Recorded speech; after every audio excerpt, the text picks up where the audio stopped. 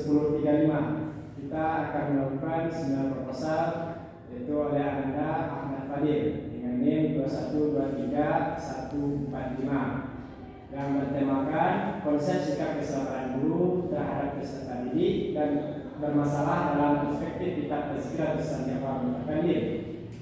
Oleh karena itu, kepada Anda dipersilakan mempresentasikan proposal. Baik, terima kasih kepada saya pemimpin. Assalamualaikum warahmatullahi wabarakatuh. Alhamdulillahirabbil alamin wassalatu wassalamu ala asyrofil anbiya'i wal mursalin wa ala alihi wa sahbihi rasulillahi ajma'in.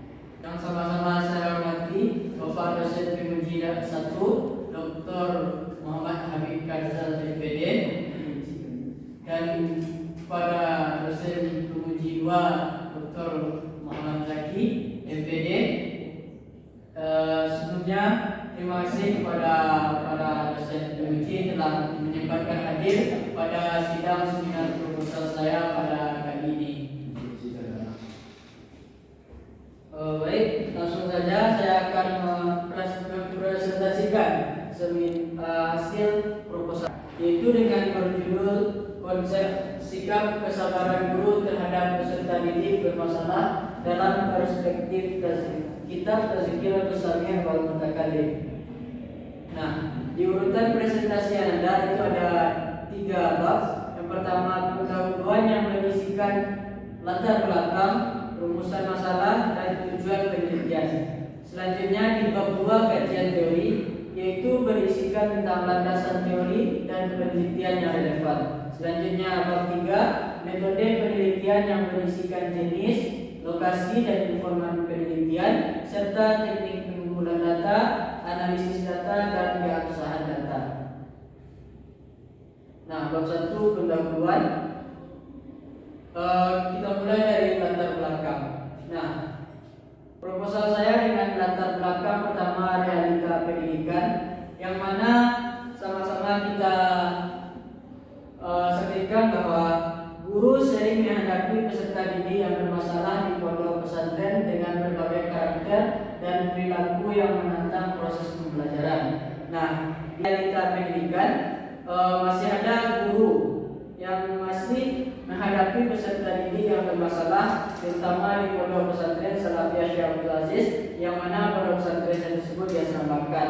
Setelah itu, permasalahan sikap guru. Tidak juga tertutup kemungkinan masih ada guru yang di dalam praktik mengajarnya tidak selalu mencerminkan sikap kesabaran dan bijaksana, sehingga terpicu terjadinya kekerasan terhadap peserta didik.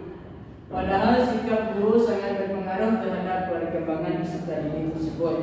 Yang ketiga, urgensi perspektif Islam. Nah, pendidikan Islam menempatkan kesabaran sebagai anak utama pendidik sebagaimana diajarkan di dalam kitab Tazkirah Tasawuf wal Mutakalim yang dikarang oleh Ibnu Jamaah. Nah, jadi di latar belakang ini saya sebutkan bahwa saya mengambil judul proposal ini dengan latar belakang masih banyaknya terjadi tindak kekerasan guru terhadap peserta didik karena kurangnya tingkat kesabaran dari guru tersebut, terutama di pondok pesantren Salafiyah Syekh Abdul Aziz yang mana di pondok tersebut itu diasramakan. Selanjutnya rumusan masalah proposal Anda, yaitu yang pertama, bagaimana konsep sabar dalam perspektif kitab Tazkirah Tasawuf wal Mutakalim. Yang kedua, bagaimana implementasi sikap sabar guru terhadap peserta didik yang bermasalah. Yang ketiga, bagaimana implikasi konsep sabar terhadap etika dan profesionalisme guru dalam proses pembelajaran. Sedangkan penelitian ini bertujuan untuk yang pertama mengetahui apa saja konsep sabar dalam perspektif kitab Tazkirah Tasawuf wal Mutakalim. Yang kedua, untuk mengetahui implementasi sikap sabar guru terhadap peserta didik yang bermasalah. Dan yang ketiga, untuk mengetahui implikasi konsep sabar terhadap etika dan profesionalisme guru dalam proses pembelajaran. Nah, Selanjutnya masuk kepada bagian bab 2, yaitu kajian teori. Yang pertama, pembahasan tentang landasan teori dari proposal ini. Yang pertama, konsep sikap. Yang dikatakan dengan sikap itu ialah kecenderungan internal yang dikeluarkan dari individu yang tercermin baik dalam respon, perilaku, dan tindakan terhadap suatu objek. Jadi sikap itu yang keluar dari internal seseorang terhadap suatu objek atau dalam situasi tertentu. Sedangkan sabar di dalam Islam yaitu kemampuan mengendalikan diri, menahan emosi, serta tetap konsisten dalam kebaikan ketika menghadapi ujian dan kesulitan. Nah, jadi di dalam Islam sabar itu ialah bagaimana seseorang itu bisa mengendalikan diri dia, menahan emosi, serta tetap melakukan kebaikan di dalam ujian ataupun kesulitan yang diberikan oleh Allah Subhanahu wa taala. Selanjutnya di dalam Al-Qur'an dan hadis, kedudukan sabar ini sebagai akhlak utama yang diperintahkan Allah dan menjadi ciri kepribadian orang beriman. Itu dijelaskan di dalam Al-Qur'an surat Al-Baqarah yang berbunyi, ya ayyuhalladzina amanu ista'inu bis-sabri was-shalah. Wahai orang-orang beriman, Allah itu bersama orang yang sabar dan sholat. Sesungguhnya Allah beserta orang-orang yang sabar. Selanjutnya di dalam pendidikan Islam, guru itu dipandang sebagai pendidik akhlak yang berperan membimbing, menasihati, dan menjadi teladan bagi peserta didik. Nah, jadi guru tersebut bukan hanya sebagai penyalur ilmu, melainkan juga sebagai seorang pembimbing, penasihat bagi peserta didiknya.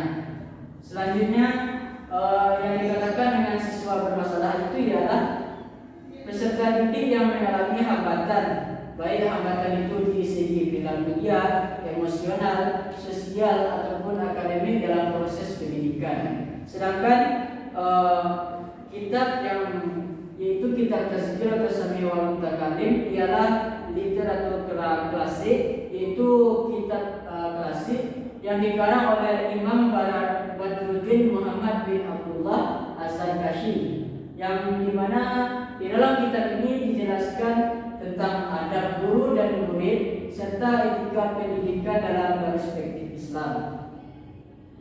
Selanjutnya di dalam kitab Tazkiratus Sami' wal Mutakalim ini, sabar dikatakan atau dijelaskan dalam kitab itu ialah sebagai adab pokok dalam mendidik dan membimbing peserta didik. Nah, jadi akhlak ialah satu pokok utama di dalam mengajar, dalam proses belajar mengajar antara guru dan peserta didik.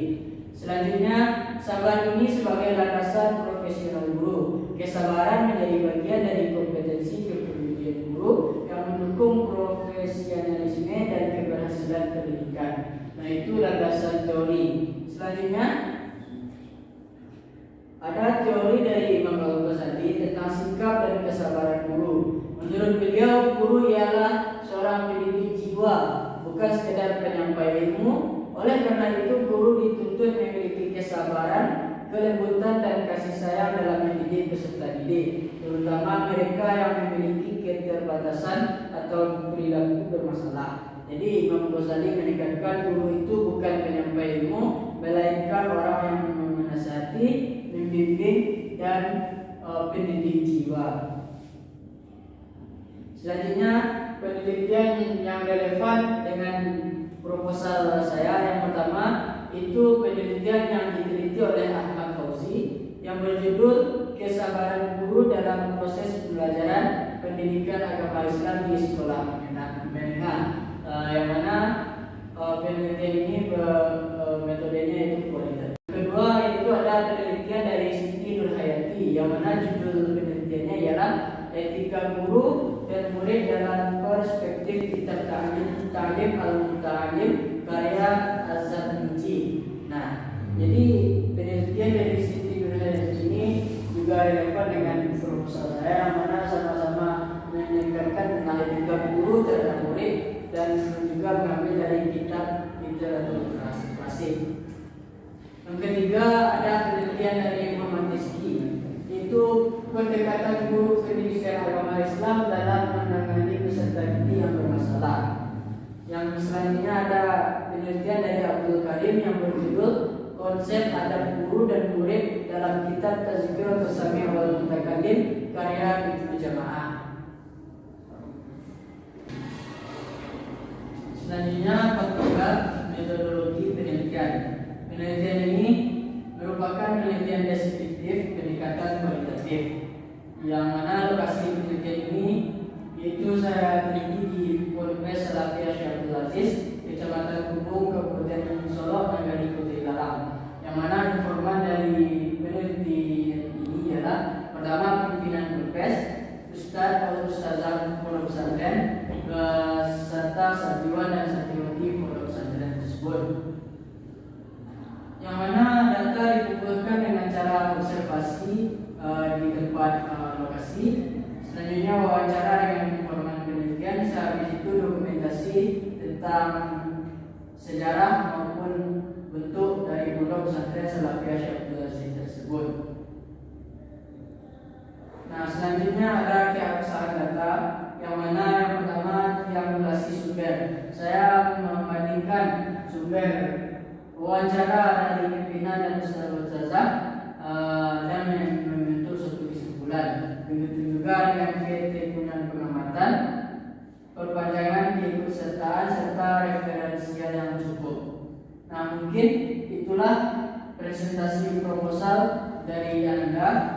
Selanjutnya Anda kembalikan kepada dosen pendamping, pada dosen saya persilakan.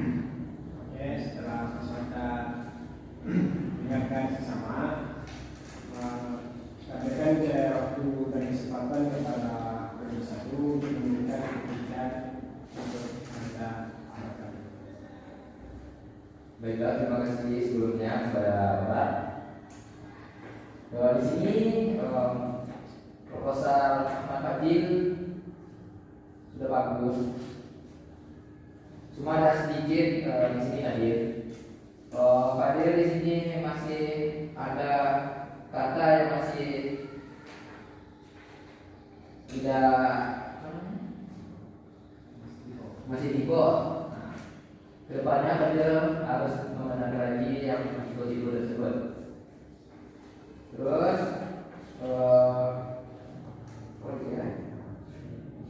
mungkin sekian saja dari Bapak. Kedepannya harap Fadil bisa memperbaiki dari penyusunan proposalnya. Saya kembalikan kepada Bapak.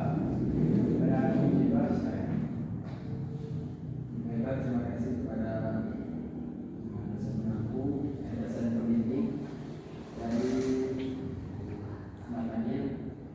Di sini proposal yang saya buat, saya memiliki beberapa titik itu terdapat pada bagian latar belakang. Anda tidak mencantumkan ayat yang melandasi terjadinya sesuatu yang menandakan. Yang kedua, terdapat pada ulama, Anda tidak memberikan judul buku. Mungkin itu saja saran dan kritik dari saya selaku pengujiwa. Saya kembalikan kepada dosen ini. Baik, jadi setelah selesai mendengar, bahwasanya dapat mengenai proposal Anda ini secara halus. Cuma kalau sudah bisa dilanjutkan ke tahap selanjutnya, ke bab 4 atau 5. Cuman yang Anda berikan seperti mengikuti kepada kita. Nah, dalam proposal terus lagi mengikuti kepada dan proses asing itu diberikan. Nah, mungkin sekianlah. Apakah Anda mau bertanya pada penguji terkait kelangsungan atau keberlanjutan proposal Anda? Mungkin untuk sekarang cukup, Pak. Oke. Sekianlah sembilan proposal kita pada kesempatan kali ini. Dinyatakan bahwasanya Ananda Ahmad Fadil dengan NIM 2123145 dinyatakan lulus.